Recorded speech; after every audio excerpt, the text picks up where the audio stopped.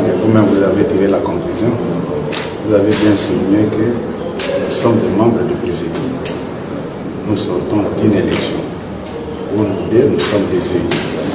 Nous devons nous concerter par rapport à l'avenir. C'est ce que nous venons de faire. Mais il n'est pas exclu aux gens de se réunir et de réfléchir.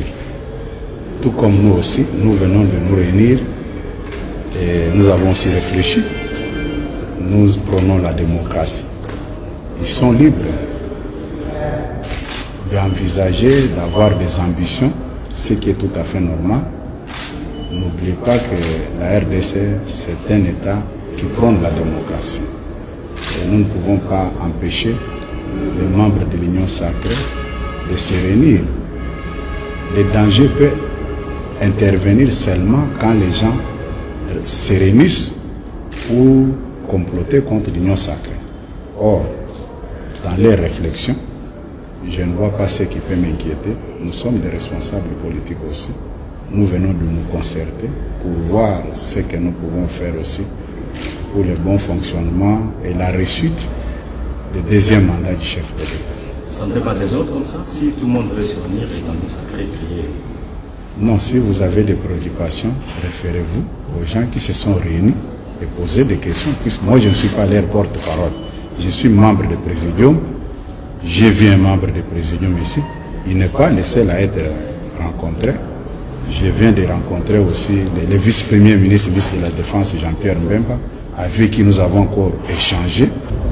Oui, comme je l'ai dit tout à l'heure là, quand j'étais avec le président du Sénat, nous sommes les membres du Présidium de l'Union sacrée et nous venons d'une élection où nous deux nous sommes élus comme députés au niveau national.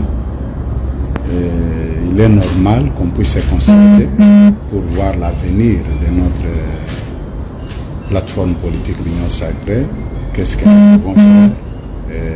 Voilà un peu. Celui qui nomme l'informateur, c'est le chef de l'État. Je ne vois pas comment je peux répondre à une question. Si vous voulez connaître si le chef de l'État a désigné un informateur, allez tout droit au palais de la Nation, vous allez trouver son porte-parole. C'est à elle de répondre à cette question. Moi, je suis membre du Présidium de l'Union sacrée. Vous m'avez vu rencontrer le vice-premier ministre et ministre de la Défense, Jean-Pierre Mbemba, et le président du Sénat. Et maintenant, je suis avec le président de l'Assemblée nationale. Et voilà un peu. Il n'y a pas autre démarche que ça. National.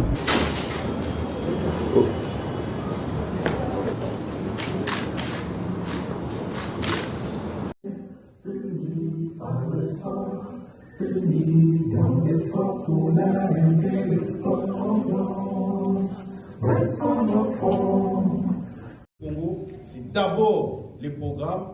Vous avez entendu tous ceux qui sont passés ici, les autorités. Personne n'a parlé de partage de pouvoir ou quoi que ce soit. Le fondement d'abord de notre accord, ce sont les idéaux portés par le président de la République. Et ensemble, nous sommes prêts à le soutenir et aller avec lui jusqu'au bout.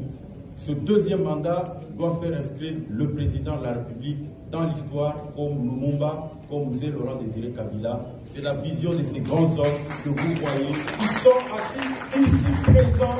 Ils ont la passion du Congo et ils veulent nous entraîner tous dans cette passion du Congo pour que nous les donnions à notre peuple le sourire. Je vous remercie donc pour votre particulière attention.